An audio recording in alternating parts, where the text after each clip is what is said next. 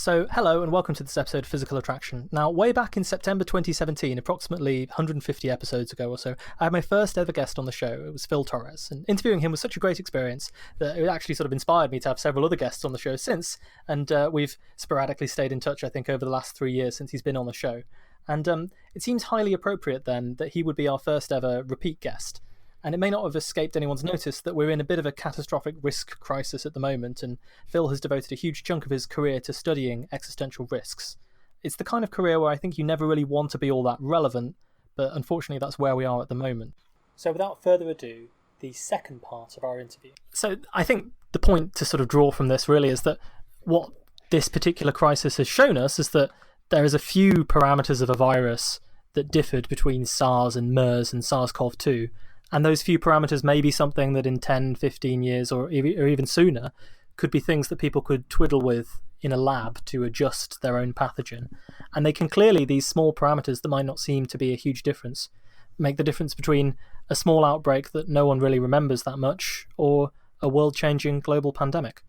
And it's disturbing to think of people fiddling around with this stuff. And it's worth noting that there have been a number of terrorist groups in the past that have been quite explicit about the importance, about the usefulness of synthesizing some kind of pathogen. Like there's the Geo Liberation Front, which is an omnicidal environmental group that has not a big following, based in Toronto, but they have explicitly stated as their goal to they explicitly mentioned that bioterrorism is the best mechanism by which to bring about the extinction of Homo sapiens, or what another magazine article in Earth First called Homo shiticus. That we're just this alien species that's destroying the entire biosphere, so be better without us. And they talk about not just synthesizing one pathogen, but two. And so there'd be a second release after, as they put it, the politicians and celebrities emerge from their bunkers. So various others. I mean, the Islamic State. There's some individuals who are talking about the immense advantages of bioterrorism. So there is the will out there, for sure. There are individuals who have explicitly talked about using using the manipulations of the building blocks of life to try to decimate the human population, and increasingly there is the means. And then I think COVID-19 is a good reminder that this is a very real risk, and it could potentially spread around the world, including to these isolated camps up in Siberia, all the way down to Villa Les Australis in Antarctica, where there's 150 scientists or whatever working. So it's a very real concern. Mm-hmm. Mm-hmm. And as you say, people might say at the moment, why would China develop and release a bioweapon in their own country? Which I think is a pretty good argument against why it isn't a bioweapon at this point. But the same level of mutually... I think that should be underlined. This did not come from a lab. Yeah, Almost definitely. Certainly did not come from a lab. But in general, as you say, if it becomes a question of one of these omnicidal agents using it, then it's not so much a question of, who would want to cause a pandemic that would crash the global economy and ultimately massively disadvantage everyone regardless of what country they're in. Because we do know that these people exist, these omnicidal agents who have interests in doing something like that, and don't have the same stake in things that perhaps even a government would. Mm-hmm. Yeah, that's right. I've written a few papers on this rather disturbing topic, and my conclusion is that indeed there is a non-trivial number of individuals out there who would like to do this. And also, I mean, it's worth noting that probabilities add up over space and time. So even if you just have 10,000 people who if they were presented with a doomsday button, they would willingly press it. Over time, that adds up to certainty, over the course of centuries or whatever, depending on the probability of them getting access to a doomsday button of some sort. So it's worrisome. So this is a nice note to to lead on. But I mean,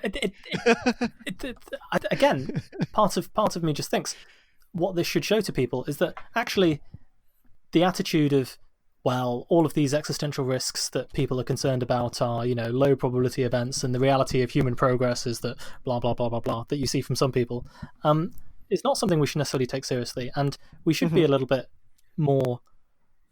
We should bias ourselves a little bit more to concern when it comes to evaluating these risks, surely because the downside to anything like this going wrong is so vast compared to the losses you might get from being a little bit more prepared. The same reason that people buy insurance a lot of the time, So it becomes a little bit wild, I guess, to speculate about what the long-term consequences of this pandemic might be while we're still in the middle of it. At the moment, it feels like we're in this huge global crisis that is going to shape the course of human history. The UN Secretary General has said the worst crisis the world has faced since the Second World War. So, and obviously we're seeing unprecedented measures by governments all around the world in terms of economic stimulus and all sorts of other things. So with the caveat that it's too early to speculate on anything and we'll be wrong, shall we try and speculate on what some of the long-term consequences might be from the coronavirus pandemic and the responses to it that we're seeing? Yeah, that sounds fun. I would also like to add, if I may, just that, I had mentioned these high impact events being low probability, and you had just said the same thing.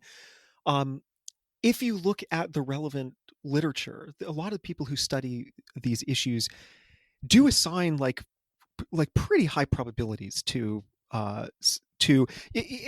in aggregate. The probability of there being some kind of existential catastrophe is usually estimated to be around like 20%.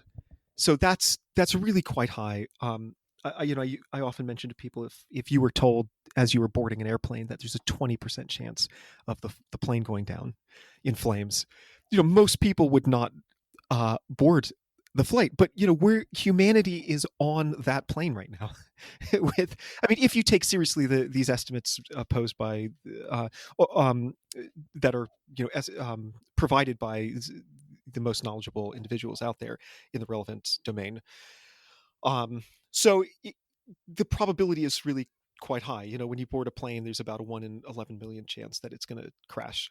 That's quite different than 20 out of 100 chance that, or Martin Rees estimated there's a 50% chance that civilization will collapse before the end of this century. I was reading the Daniel Kahneman's book, Thinking Fast and Slow, and one of the things that he pointed out in that book was that our assessment of risk, obviously the main point of that book is that we don't really think mathematically unless we really make ourselves do it and use our slower brain to do so. But our assessment of risk, he pointed out, was dependent on the specificity with which the risky scenario, was outlined. So if you say to someone, I'm going to insure you against anything bad that could happen on your flight, they'll pay a certain amount of money for that insurance. If you say to people, I will insure you against terrorist attack, fire in the cabin, engine malfunction, bird strike, etc., the more you specify the risks, the more people are imagining these risks as plausible scenarios, and the more likely they are to view them as more likely to happen. And this, to an extent, is sort of a cognitive bias, because your analysis of risk should be 1 in 11 million, okay, willing to take that to get on this plane, versus 1 in 20, okay, people should invest a bit more in, or 1 in 5, people should invest more in existential risk type risk. But do you think that everyone has been watching this film Contagion? I haven't seen it myself. I hear that it outlines a pandemic in lurid detail. Do you think there's some argument I haven't that seen either. We could even use realistic depictions of existential risks that people haven't thought of? Do you think they have a role to play in making people take this a bit more seriously, or is that kind of a bit out of left field? Oh, I don't think so at all. There have been a number of individuals who are either sort of within the field or on the periphery who have talked about the importance of using art as a vehicle for getting people interested. There was a really good book by Andrew Maynard, who runs the I don't know, risk center or something at the University of Minnesota. I think I'm probably getting the details wrong there, um, but he does some, he does like these little YouTube videos called Risk Bites, where he explains different concepts, dangers associated with nanotechnology and so on. And so he had this book that basically it analyzed the storylines of various science fiction movies that were really popular. I can't remember the whole list, but like Minority Report and Jurassic Park and so on, and then examined the technological and ethical issues associated with the plot. And the whole idea was that art is, or at least can be, a politically neutral um, uh, invitation to think about the various issues. So I do think that um, movies or novels or whatever uh, can be really useful for persuading individuals that these risks are real, and to do that by um, making them vivid, because as you mentioned, a vivid risk is a risk that's easier to take seriously than just an abstract description. So and I know, like, the Center for the Study of Existential Risk at Cambridge, University of Cambridge, there's an artist there, Yas Ricks, who has I think that, like, the center actually funded an art exhibit where people depicted various, like, end of the world scenarios, just something close to that, and it seemed to be like incredibly successful at um, depicting these potential hazards in ways that are that yeah get that pique the curiosity of individuals, and open a door into to further investigation of what the dangers are. So I think that's indeed really important.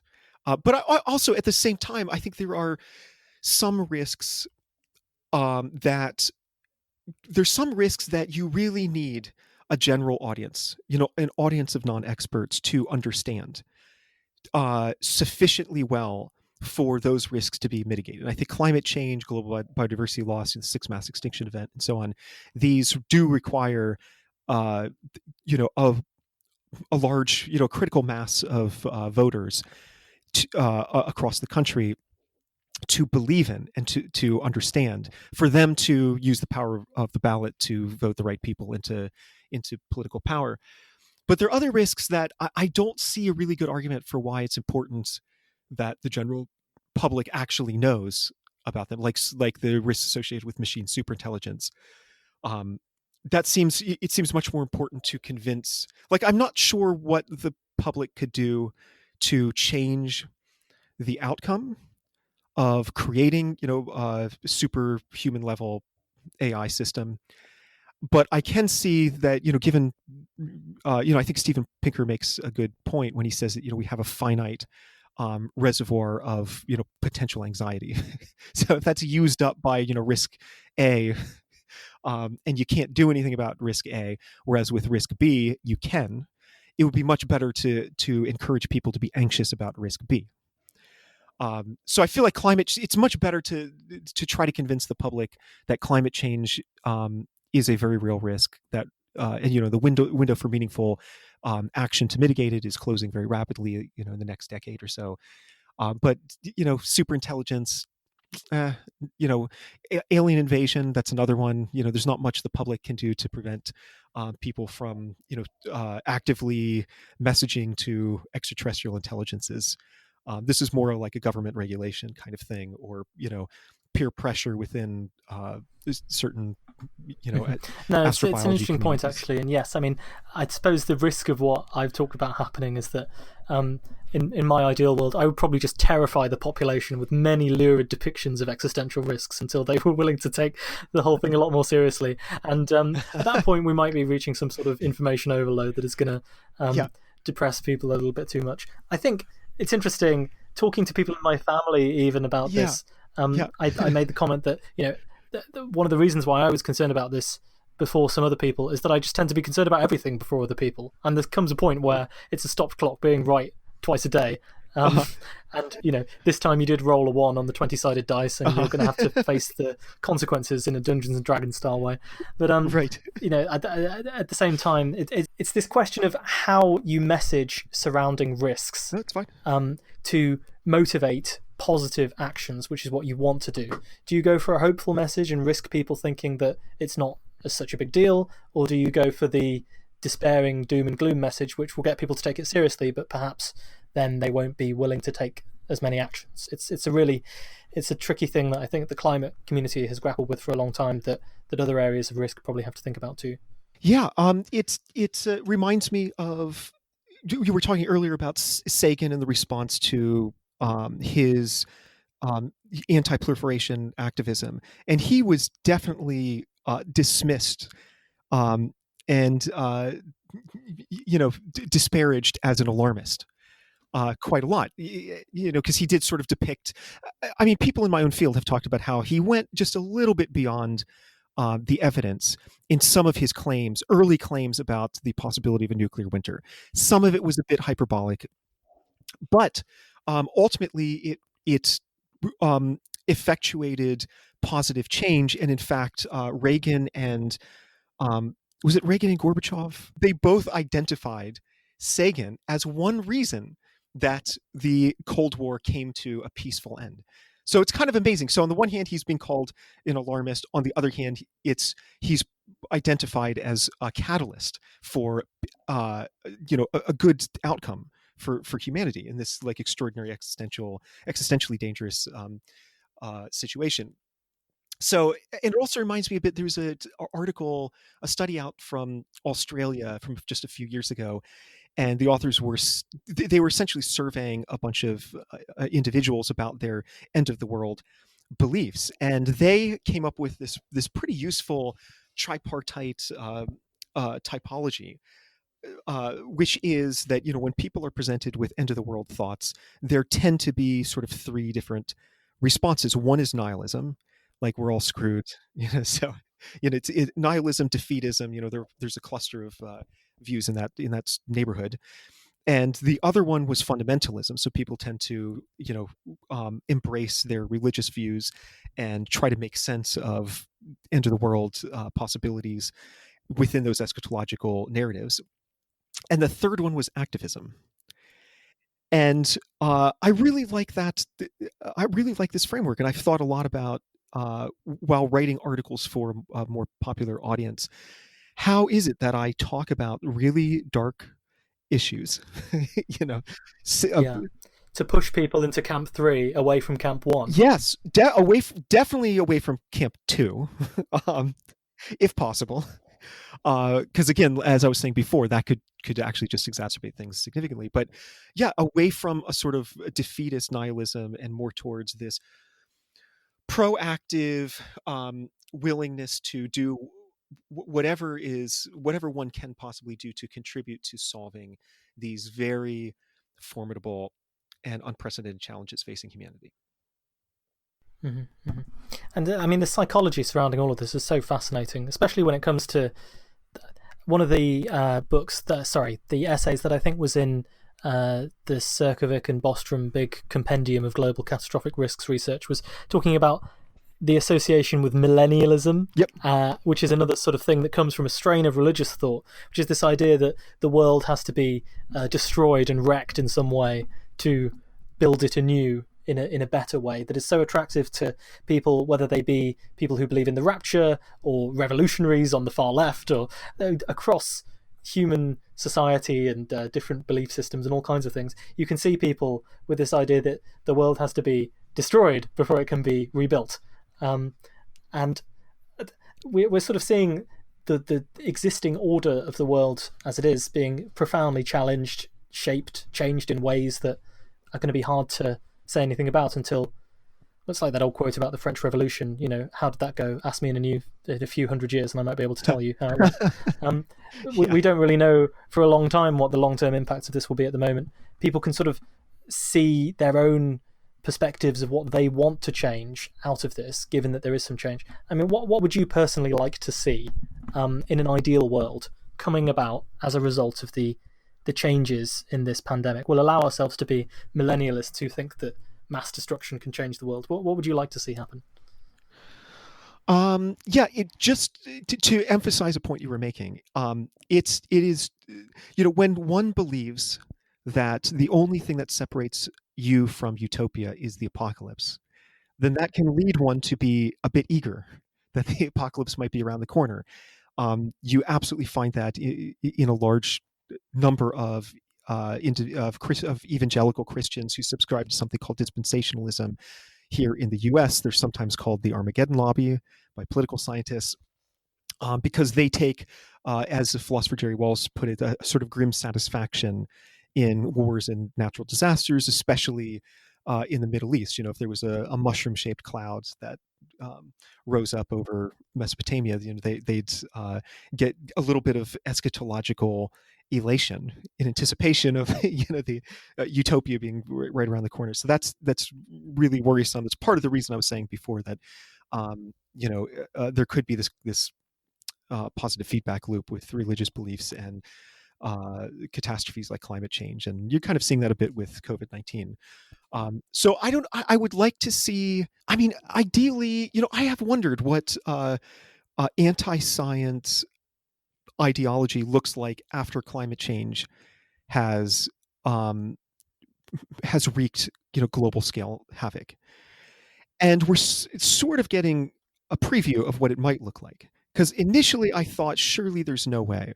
When there's overwhelming evidence, and the evidence comes in the form of harm to all individuals, the vast majority of individuals around the world, surely that anti-science posture will be, just untenable.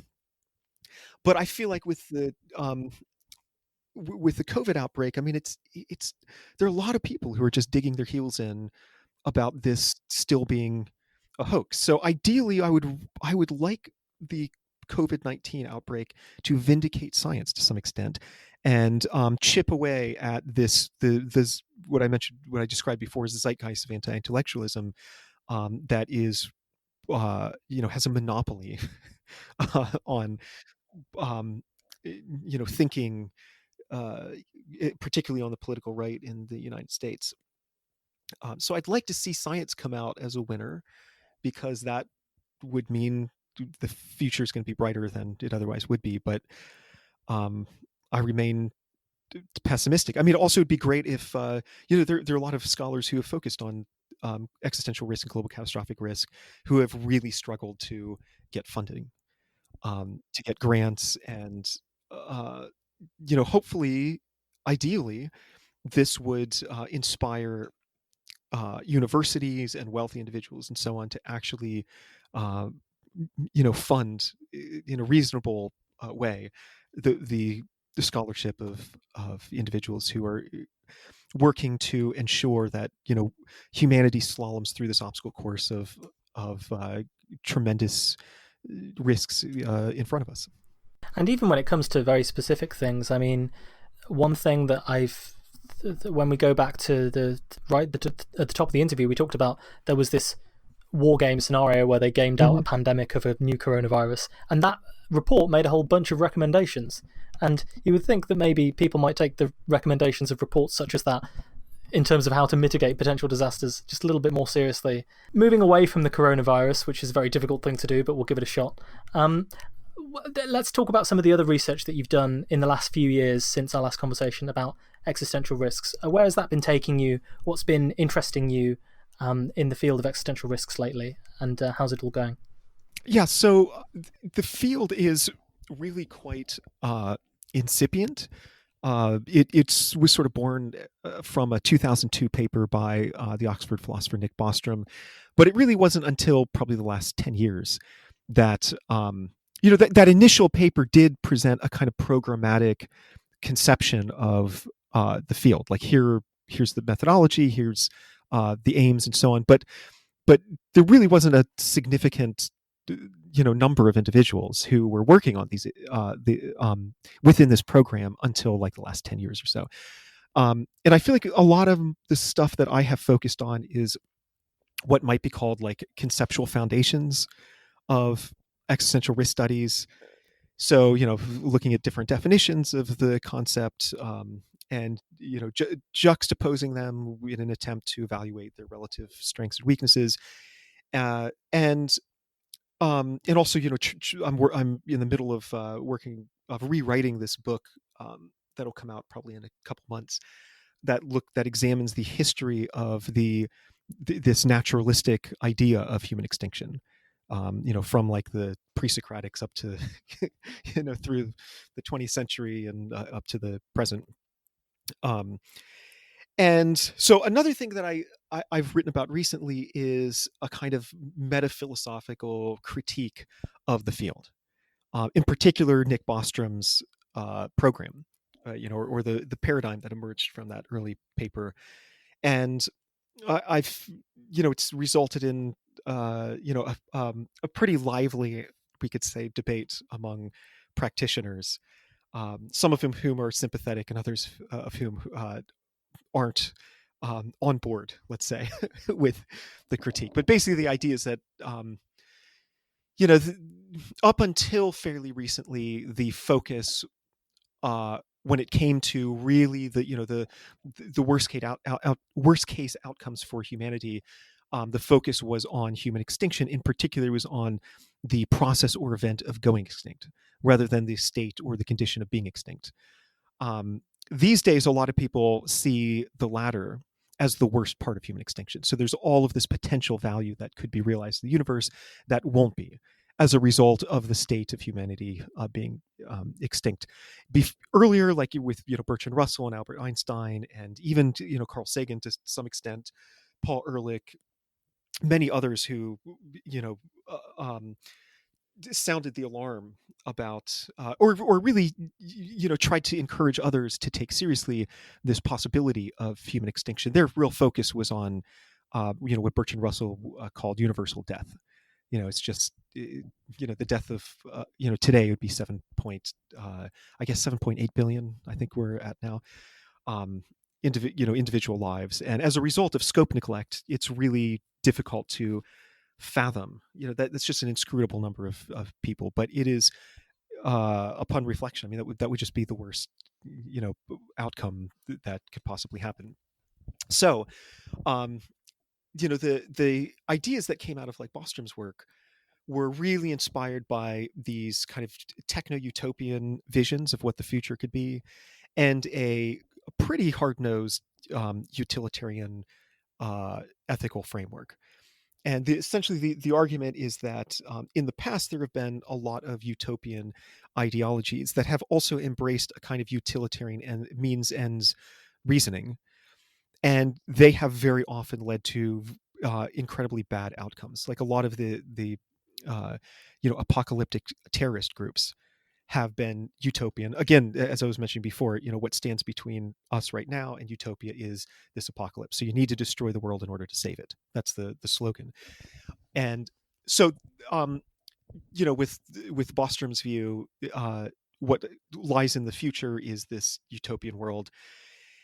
And then, with the utilitarian ethics, he makes a number of arguments that I find to be really unpalatable. So sorry, like the value. Sorry. Could we just No, interject ahead, very briefly here? I think there's a few things that, and I'm somewhat familiar with this field, partly from talking to you, also from spending a lot of time reading the things these people write. I think we should maybe make a little bit more explicit some of the things that we're concerned about here. So one of the assumptions that comes into the Bostromian worldview a little bit is this idea that you should value future lives the same as lives today.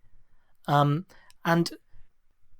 this is sort of quite hard to argue with morally in some ways, because we're talking about moral discounting, so to speak. So in economics and finance, we have discounting where we say, okay, money today is worth more to me than money in the future, because I can invest it and we'll get a rate of return on investment and so on.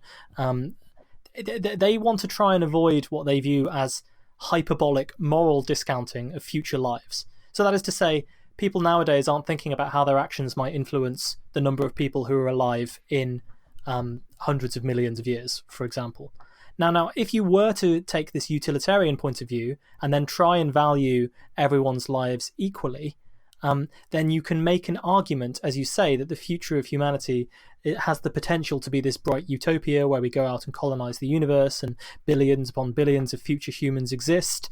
And so from this perspective, what we do today is most important, not because of how it impacts us as the 7 billion humans who are alive at the moment, but how it might impact the countless trillions upon trillions of people in the future. And this sounds like a fairly innocuous ideology, but let's sort of give a really trite example to illustrate why it might not be, I think, in my view. Let's say you decide that the probability of people who have certain personality disorders, for example, becoming omnicidal agents is quite high, and you decide that eugenics or genocide is the way to get around that, wiping out all of those people so that they can't do anything to harm the assumed paradise utopia of trillions of people existing in the future, so to speak. Even if it's a very, very low probability of that happening, once you have that accepted idea that trillions upon trillions of people are going to exist in the future, that is the infinity that you can multiply by to justify almost anything in the present day. I mean, is that the kind of objection that we're coming up with here to the assumptions that are being made in this philosophy? Because that was the perception I got, and I'm not sure whether that's right. Yeah, that's exactly right. The classic objection to one of the many classic objections to utilitarianism, particularly total utilitarianism, which prescribes actions that maximize the net value or well-being. Utilitarians will identify value with well-being that exists in the universe, and so you're sort of taking so from there you could make the argument that if you're a doctor and you see a healthy patient, maybe waiting for his wife to come out of routine surgery or something, and then you think like, oh, I've got these 5 patients, and each one is one has liver issues, the other has heart issues, and so on. So I could sacrifice this one individual, harvest the organs, and save these 5 people. So from a total utilitarian perspective, the doctor would be immoral if she or he did not murder this individual and harvest the organs. So, because by doing that, she or he would maximize the total amount of well-being in the universe. So, and what you were saying before, so I feel like there's 2 issues. One is the discounting issue. So you could, but there's a more fundamental question, which is it the case that that people who do not currently exist and might never exist, if not for some actions that you take, do they have value? And so if you have a person-affecting view, so-called person-affecting view, it's for an action to be wrong, it must cause harm to some particular individual. And so for a person affecting someone with person affecting intuitions, they will tend to say that these currently non-existent, possibly never existent individuals, they don't have any value. There are various individuals who will exist independent of any of my actions today, because they're going to be conceived by 2 people on the other side of the planet 6 months from now. I should care about this individual. These are sometimes called necessary people, but otherwise just these, or future people. But these possible people, these are just imaginary figments of our thought experimentation. And they don't actually have any value. But if you believe that they have value, then there's a further question of what is that value? Is that value the same as current people, or is there some kind of temporal discounting?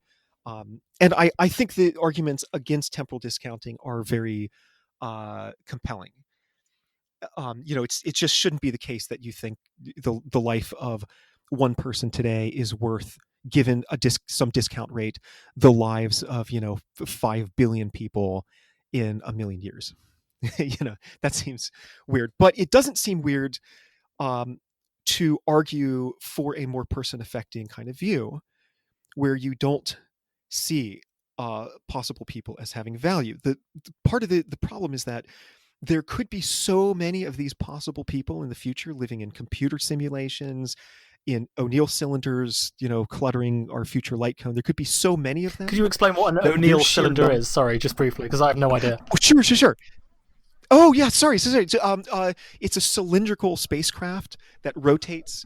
I'm sure, like pretty much everybody's seen pictures. It's just the name isn't Okay, so yeah. common, but it just spins around, and the quote unquote centrifugal force. I don't know if that's a pet peeve of No, yours as I a don't care. physicist. Centrifugal force, it feels pretty Okay, real when you're going around the corner in a car, so I don't mind.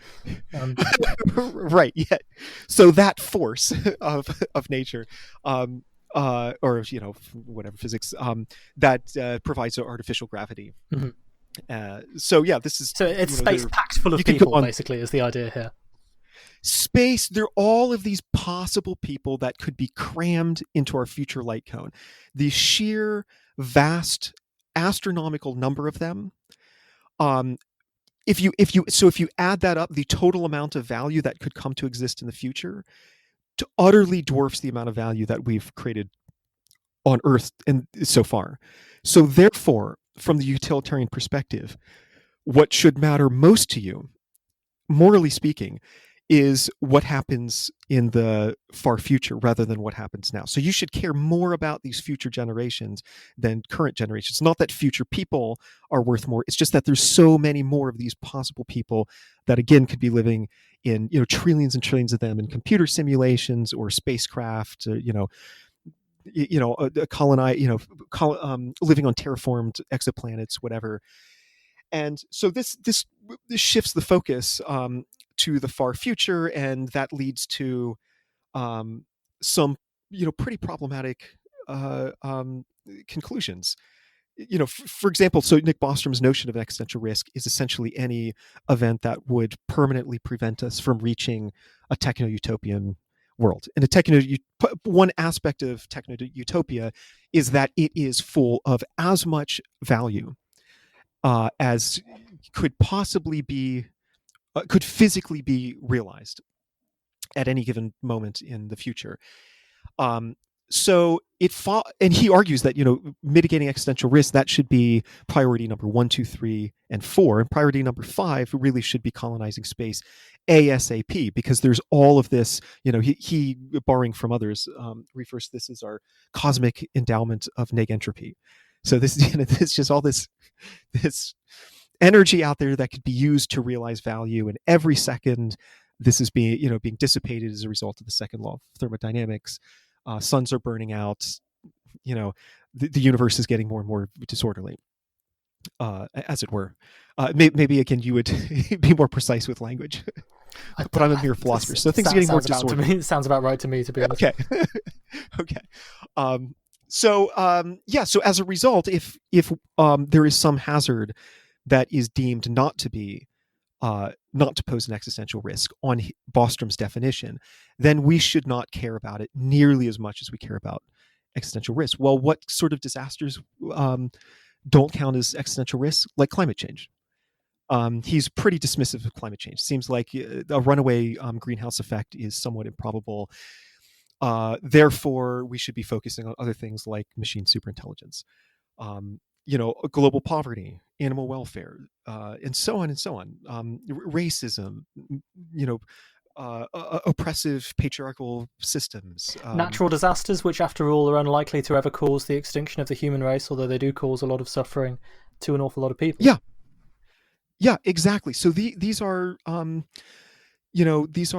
should be of ancillary concern. Put them on the back burner. Let's just focus on the existential risks. Again, why? Because there's this techno-utopian vision of us becoming post-humans and living in, creating trillions and trillions and trillions.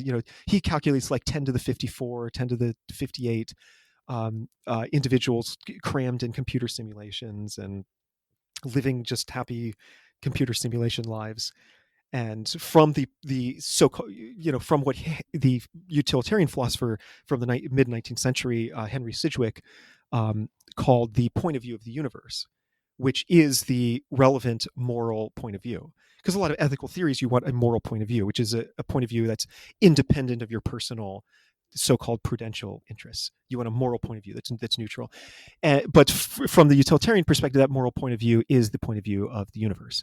So when you peer down from the universe and you see one that is just bustling with value, all of these, trillions and trillions of happy people, possible people who have been actualized, that is much better than if you just have a smaller number, even if that smaller number has much higher quality of life.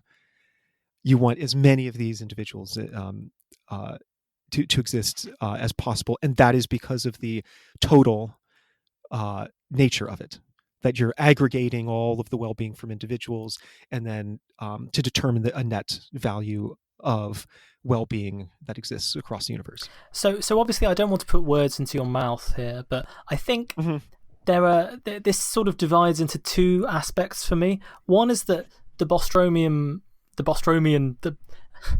let's not try and coin any new words. Nick Bostrom's worldview, which is so influential in this field for a long time, depends on an assumption. We've talked about discounting potential future lives for time, but also maybe probability is worth doing as well. And the probability that, a techno-utopia does arise or is even possible. I mean, all of this is assuming things that we don't yet know to be true. For example, that one could successfully colonize space, that one could, within the sort of remaining lifespan of our species, successfully digitally upload people to have some sort of meaningful, satisfying life. All of these aspects of this very specific utopian worldview that you point to are things that are quite specific to Nick Bostrom's point of view. And I suppose the disadvantages is, one, you might not think they're realistic. Two, you might think that it makes the whole field a little bit inaccessible to people who don't buy into this stuff anyway. Who might not be as worried about machine superintelligence because they just can't view any of this as particularly likely to happen, or it all seems very abstract compared to the concerns that we have on the ground today. It sort of relies on people to subscribe to this. So I think that is all very specific to how Bostrom views things. The other side of it, of course, is the critiques of utilitarianism as a philosophy in itself, regardless of what you think the utility is going to end up being. And I think I think the issue that we come to here is just that the problem I have with utilitarianism, the irony here is palpable, because there's lots of people in this field who are really worried about a superintelligence. And the thing that they're so worried about is that a superintelligence, which an AI, that people are imagining will have unbelievable capacity to do whatever you want, enact whatever change you want on the world.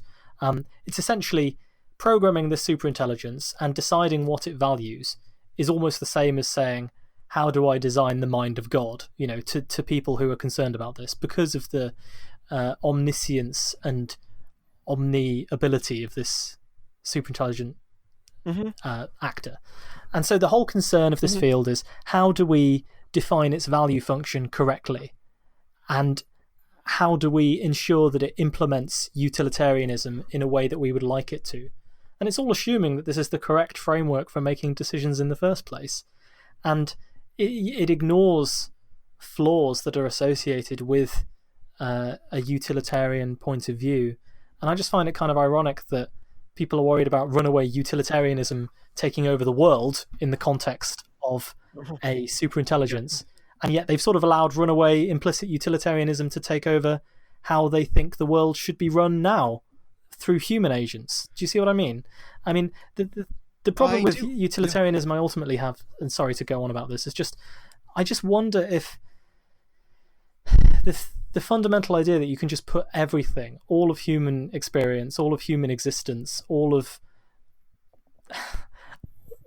that exists into a single function that you call value, and that is ultimately some integer in a database somewhere, and pretend that it's all totally fungible. It's like a currency where you can just switch between different currencies, and it all matters in a way that you could say, the utility that is created by having 50,000 cans of Diet Coke is equivalent to the utility that is created by enjoying a nice sunset or some other trivial thing. The lie that all of human experience and all of the things that we should value is, one, possible to define in a way that everyone is happy with and in a way that's consistent, and two, fungible in such a way that you can trade it around, is the thing, the simplifying assumption that allows you to say utilitarianism solves every problem. And I remember one of the first times I debated like the idea of a super intelligent AI with someone else, I was saying, well, the problem people are concerned about here is what do you program it with? And the response I got from this person was utilitarianism, obviously. And I just thought, what's obvious about that? Because it sounds great. And then you actually go into what has to be assumed to get an individual example of a working utilitarianism with a value function that you can calculate and isn't just some abstract notion of how we might value things if we were a lot smarter. And actually implementing that on the ground in ways that don't produce morally reprehensible outcomes, it's not obvious. It's not obvious at all. That's my ramble anyway. I wonder to what extent you agree with what I'm saying. I do. It is, you were making a distinction earlier, which is useful, that there, a main component of the Bostromian view is utilitarianism. So on the one hand, you can look at the combination of utilitarianism and utopianism, and that's sort of the that nexus of these two different ideologies. That's where my critique comes in, and I'm basically arguing that this is a very dangerous combination. For reasons that many other scholars have pointed out before, but not in the context of existential risk studies. But then if you look at utilitarianism itself, there are many really good arguments against it.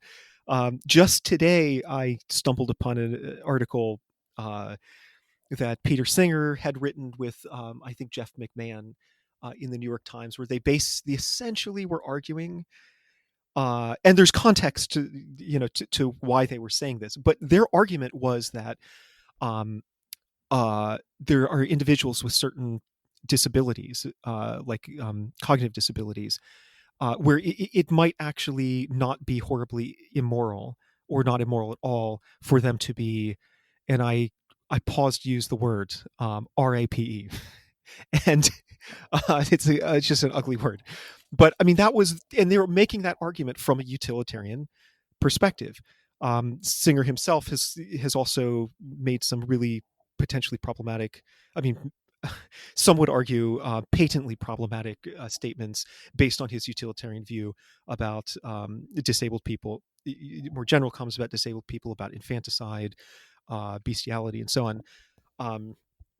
And yeah, so I feel like the utilitarianism itself is a bit frightening to me for a variety of reasons. And so the the points I'm making right now are the ones that are the most germane to what you were saying about what moral code would you prefer a machine superintelligence to be acting in accordance with? Well, utilitarianism, of course. And that may or may not work out too well. That would concern me. And that contains within it a sort of... This is sort of hard for me to talk about because philosophy is really not my area, so I don't know anything about it specifically. But if you go with a philosophy that... a Ten Commandments style philosophy, where some things are just forbidden, and you cannot do this regardless of the circumstances. That's one thing. If you say your philosophy is, that of the doctors, where they have the Hippocratic Oath that says first do no harm, or that of Asimov's laws of robotics, where the robots are not allowed to cause harm to come to humans or anything like that, where you have rigid rules in your philosophy that demarcate this is what we won't ever do under any circumstances, even if we calculate that things are going to be better if we do them. We just won't do it because it's immoral. If you have a philosophy that's more rigid like that, then that has some inbuilt constraints. Whereas if you're saying the philosophy by which the world should be governed is utilitarianism, then you implicitly say that whoever is defining what's valuable and what the good is that we should maximize is going to have license to do whatever they want to maximize it. Yeah, that's exactly right. In the paper that I wrote about this, I mentioned a few scenarios where the the potential. Well, for example, I mentioned Bostrom's own example where he uses expected utility theory to argue that the way I present it is, imagine there's an individual, call him Bostrom's altruist, and he or she is sitting in front of two buttons, and if this individual pushes the first button, then a billion living, breathing human beings will be prevented from dying, for example, by in front of a firing squad or something. If this individual pushes the second button, then the probability of an existential catastrophe, which again is some event that's going to prevent us from realizing techno-utopia in the future, that the probability of an existential catastrophe decreases by some really negligible 10 to the minus 54 quantity, 0 point something like that. Yeah. Which should this individual press? And on Bostrom's view, the answer is absolutely obvious. The person would be a moral monster if she or he did not push the second button and therefore sacrifice the billion people. The reason is that there are all of these possible people, these containers of value that could come to exist in the future, and that their sheer number overwhelms the moral calculus, such that the person should absolutely try to do whatever she or he can to realize these individuals. So I find that to be a very repugnant conclusion. I think real people matter more than imaginary people, and I worry that the Bostromian paradigm will end up being influential among like political leaders and policymakers and so on, and then at some point the hypothetical Bostrom's altruist scenario will be instantiated in some way in the real world, and so an individual will be confronted with these two options, and that person is going to push the second button rather than the first, and I think that would be really catastrophic. Mm-hmm. And I think to an extent we see these arguments making their way into everyday political discourse. What I'm trying to say is I think it's distressing for me when I see people who I'd respected as members of a sort of rationalist, skeptical, science-driven community allowing themselves to believe that they can do without considering questions of ethics and morals because obviously they are the rational people who can decide what's best for the vast majority of everyone else. And it's these kinds of people who would be fascinated and seduced by looking at problems in the abstract in terms of 10 to the 54 potential lives rather than considering the impact of a single life, a single death, that are sort of allowing themselves to believe that they have access to some level of hyper-rationality that allows them to make these decisions. And there are people like this who are now quite politically influential in the UK, I think, who I'm sure have read Nick Bostrom and been influenced by some of the things that he's discussing and have misinterpreted or misapplied ideas surrounding this to make and justify some decisions that I don't think are anything that any of us from a compassionate point of view would want to see in the world. So I think it's really important that alongside all your other work contributing to the field, that you're helping to continue the intellectual diversity and questioning even of the field itself as it becomes more influential. I think that's very important. Oh, thank you very much. I really appreciate that. It's okay. So we're coming to the end of our time here. I just wanted to ask if there's anything else that you wanted to talk about or mention, particularly if there's any new papers that you've got out, any new areas that you're looking into, or any new, of course, always books or media appearances that you'd like to plug. I think just I'm really excited about the current book project, and it should be done. I'm in the midst of, as I mentioned before, rewriting. They say all writing is rewriting, and I that's certainly proven to be true with me.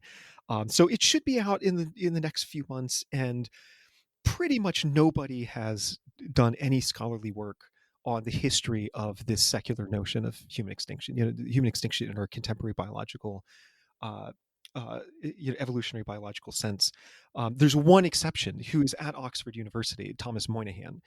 And he's now converting his really excellent dissertation on the general issue into a book.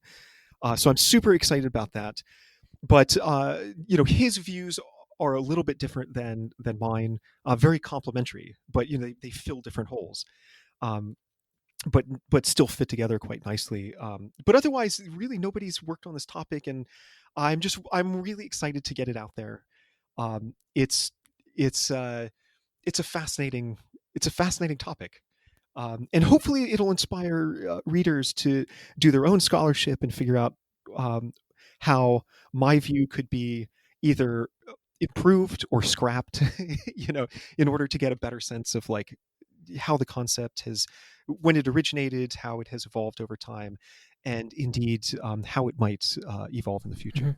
That's really, really fascinating. And I'm sure, I hope you won't mind if when this book comes out in a few months, I get a chance to read it, and then we can grab you back on the show again and talk about another very cheery topic, the history of human extinction, with you on the show. Thanks so much for having me. This was really very enjoyable, and hope to talk to you soon. Take care. Remember, you can find the show Physical Attraction at www.physicspodcast.com, where you'll find the links to our Patreon and our PayPal and the contact form, which you can contact us on. You can catch up with Phil's work at xriskology on Twitter and at www.xriskology.com.